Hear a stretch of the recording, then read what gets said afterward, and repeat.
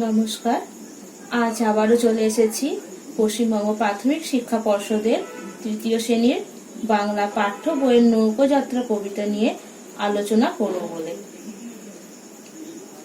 আগের দিনের ভিডিওতে আমি তোমাদের নৌকাযাত্রা কবিতাটি পড়িয়েছিলাম। আজ তারই কিছু প্রশ্ন যা তোমাদের পাঠ্য বইয়ে আছে তা নিয়েই আমি আজ আলোচনা করব। তার আগে তোমরা সকলে একটু খাতা পেনটা নিজেদের কাছে রাখবে। চলো তাহলে আজকে বিষয় আমাদের বাংলা, আর আজকের পাঠ নৌকাযাত্রা প্রশ্ন উত্তর আলোচনা। দেখো, এই যে নৌকাযাত্রা রবীন্দ্রনাথ ঠাকুরের লেখা এই যে কবিতাটা আমরা সকলে আগের দিন পড়েছিলাম। তোমরা আগের ভিডিওটিতে দেখবে এই কবিতাটা সুন্দর করে পড়িয়ে মানে বোঝানো আছে। ঠিক এই পেছনে এই যে বই, এই বইয়ের পাতাটা উল্টালে দেখা যাবে এই যে কিছু প্রশ্ন উত্তর আছে, সেই প্রশ্ন উত্তরগুলোকে নিয়েই আজকে আমরা আলোচনা করছি। প্রথমে দেখো লেখা আছে একটি বাক্যে উত্তর দাও। কি লেখা আছে? একটি বাক্যে উত্তর দাও। মানে এই যে আমাদের প্রশ্নগুলো আছে সেই প্রশ্নগুলো অত্যন্ত কম বাক্যে বা একটি বাক্যে আলোচনা করে উত্তর দিতে হবে। প্রথম প্রশ্ন, নৌকাযাত্রা কবিতাটি কার লেখা? নৌকাযাত্রা কবিতাটি কার লেখা? আমরা এখানে যখন আগের ভিডিওটি দেখেছি বা আমরা যে পড়াটা যখন পড়েছি তখন আমরা মোটামুটি সবাই জেনে গিয়েছি কার লেখা নৌকাযাত্রা। আমাদের কবিগুরু রবীন্দ্রনাথ ঠাকুরের লেখা নৌকাযাত্রা কবিতাটি। সকলে মনে থাকবে, সকলে এটা খাতায় লিখে নাও।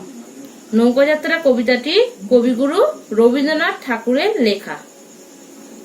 দ্বিতীয় প্রশ্ন, কবিতাটি তার কোন বই থেকে নেওয়া হয়েছে? কবিতাটি তার কোন বই থেকে নেওয়া হয়েছে? এই যে কবিতাটি কোন বই থেকে নেওয়া হয়েছে তা আমরা জানতে পারবো কোথা থেকে? এই যে রবীন্দ্রনাথ ঠাকুর সম্পর্কে যে লেখাটা আছে, যে কবি পরিচিতিটা আছে, সেইখানেই লেখা আছে। এই নিচে দেখো, আজকে যে পাঠ্যাংশটি তার শিশু নামক বই থেকে নেওয়া হয়েছে।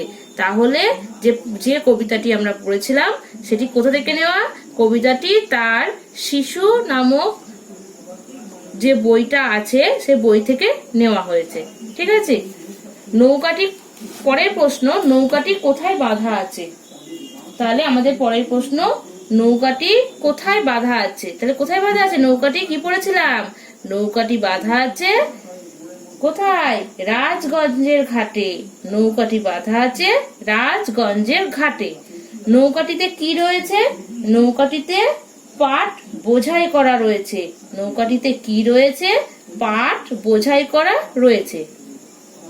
কবিতার শিশুটি ওই নৌকা পেলে কটি পাল ও দাঁড় জুড়ে নেবে?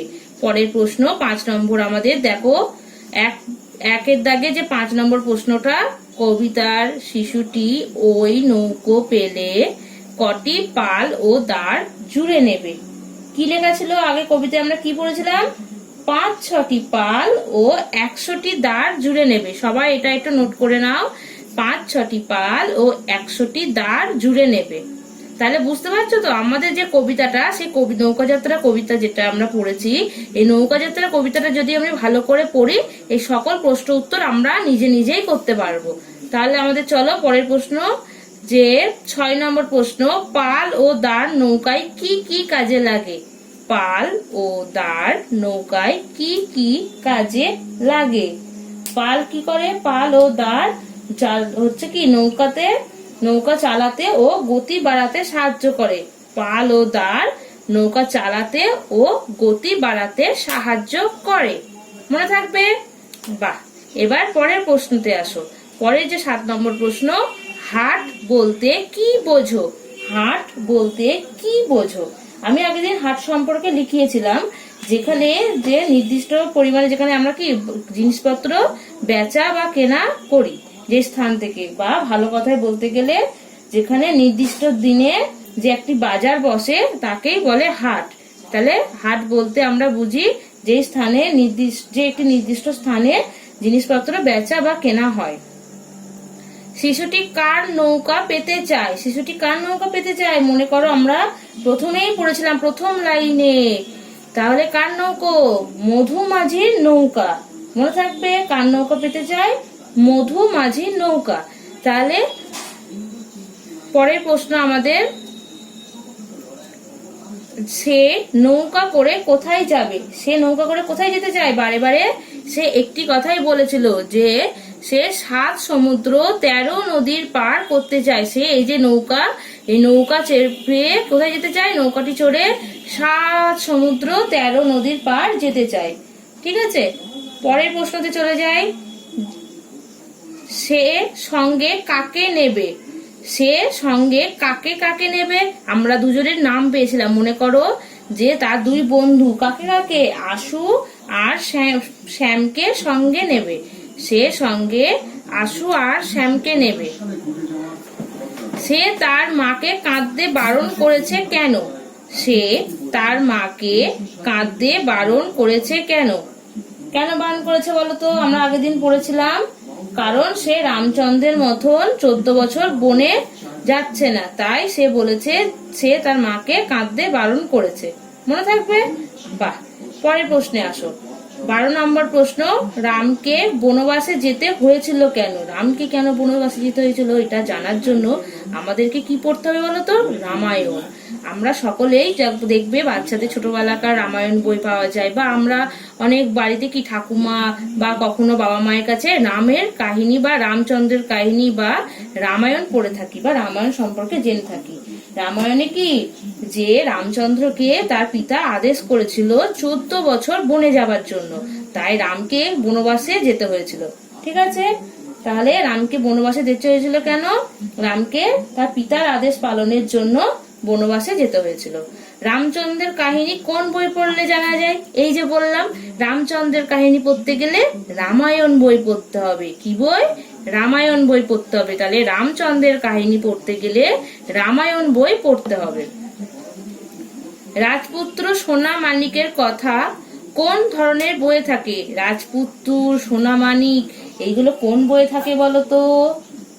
রূপকথার বইয়ে, যেখানে আমরা পক্ষীরাজ, তারপরে কি রূপ রানী, তারপরে রাজা এই যে পাই তাদেরকে, সেগুলো কি বই? সেগুলো হচ্ছে রূপকথার বই আমরা পাই। মনে থাকবে সকলের? ঠিক আছে, আমাদের 15 নম্বর প্রশ্ন, শিশুটি কি কি নিয়ে যাবে? শিশুটি কি কি নিয়ে যাবে? নৌকায় ভরা সোনা মানিক। কি নিয়ে যাবে? নৌকা ভরে সোনা মানিক নিয়ে যাবে। পরের প্রশ্ন কি? দুপুরবেলা তার মা কোথায় থাকবেন? দুপুরবেলা তার মা পুকুর ঘাটে থাকবে। কোথায় থাকবে? পুকুর ঘাটে। তখন সে কোথায় থাকবে? সে কোথায় থাকবে বলতো? তখন সে কোথায় থাকবে তোমরা একটু মনে করে বলো তো? সে থাকবে নতুন রাজার দেশে। কোথায় থাকবে? নতুন রাজার দেশে। সে কখন ফিরে আসবে মনে আছে? সে আসবে সন্ধ্যাবেলায়।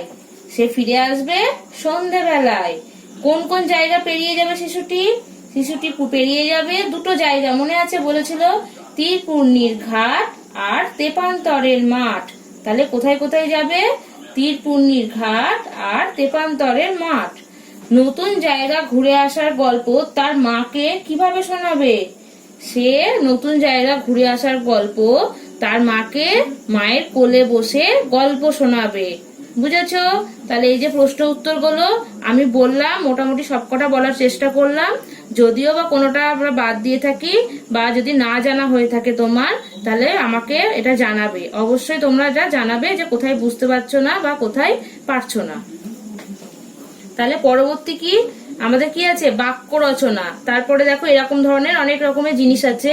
বর্ণ বিশ্লেষণ করো, বিপরীতার্থক শব্দ লেখো, অর্থ লেখো, সমার্থক শব্দ লেখো, এলোমেলো বর্ণগুলিকে সাজিয়ে শব্দ তৈরি করো, শব্দ যুগলের অর্থ পার্থক্য দেখাও।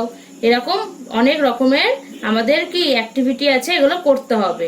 তাহলে বাক্য রচনা করো। প্রথমে কি আছে? বাঁধা।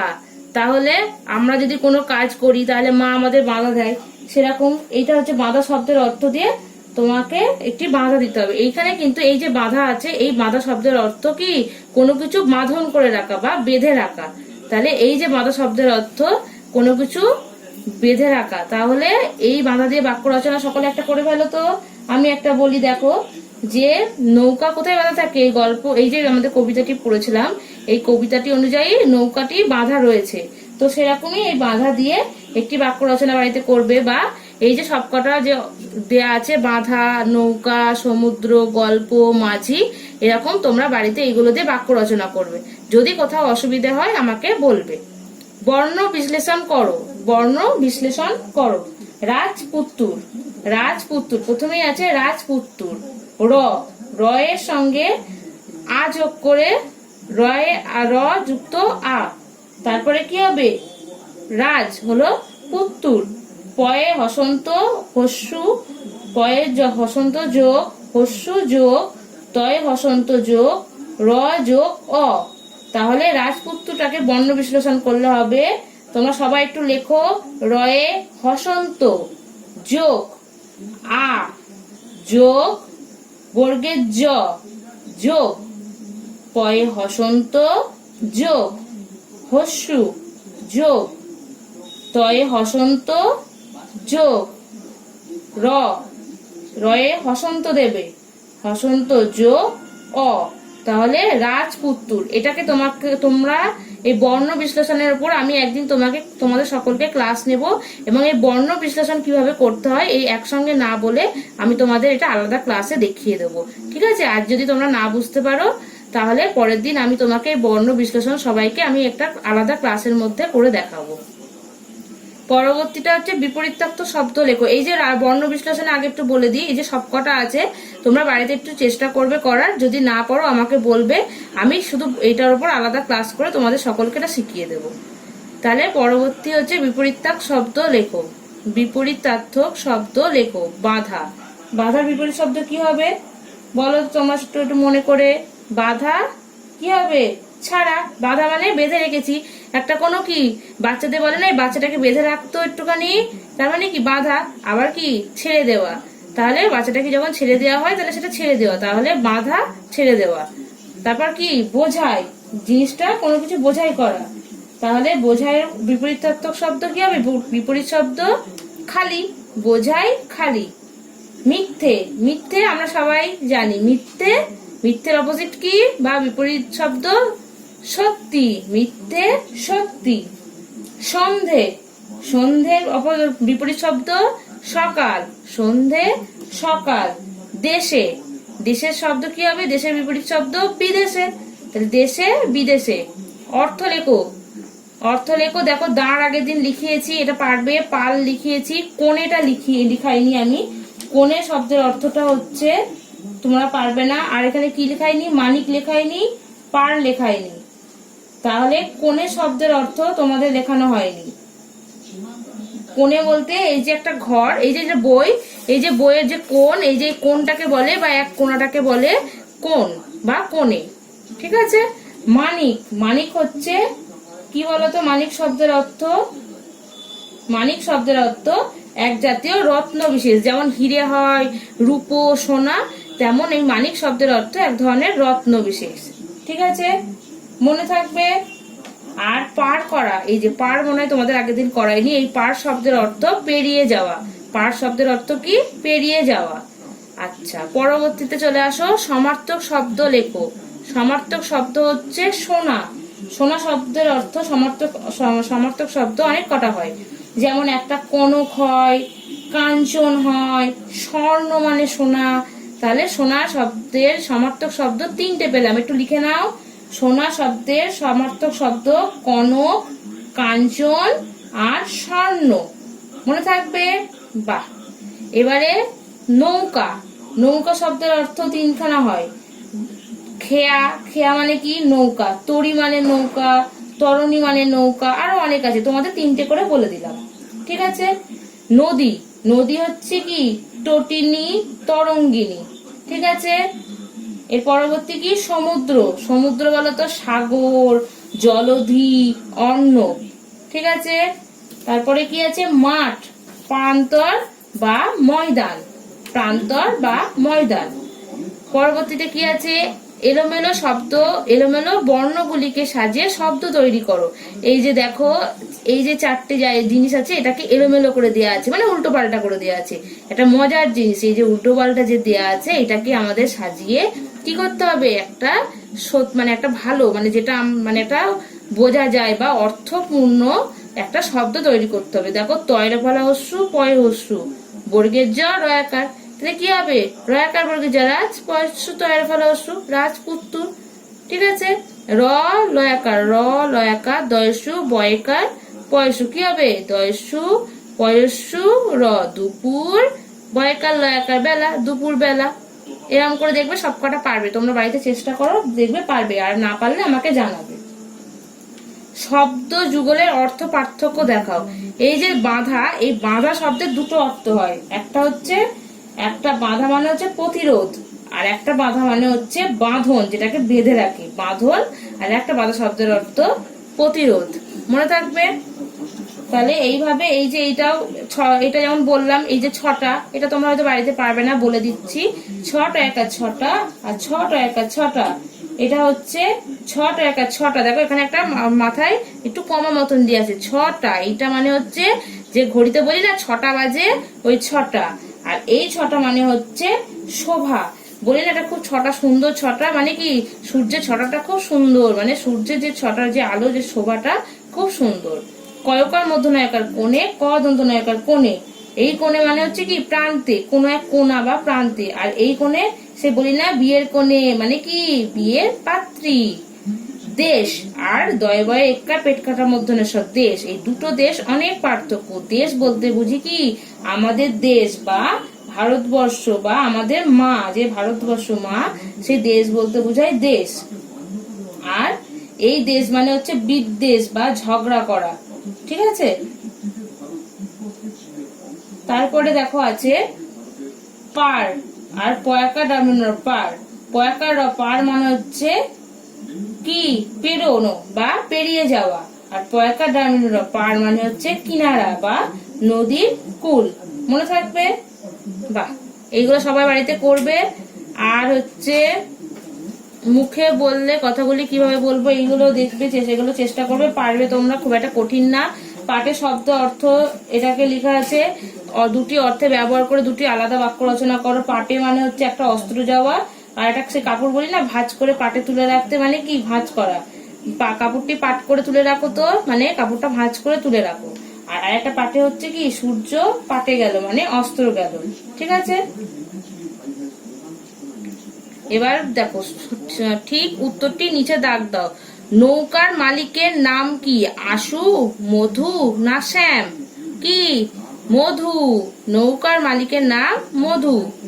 কবিতার শিশুটি যাবে কিসে চড়ে, নৌকায়, বজরায় না জাহাজে? নিশ্চয়ই সবাই জানি নৌকায় চড়ে।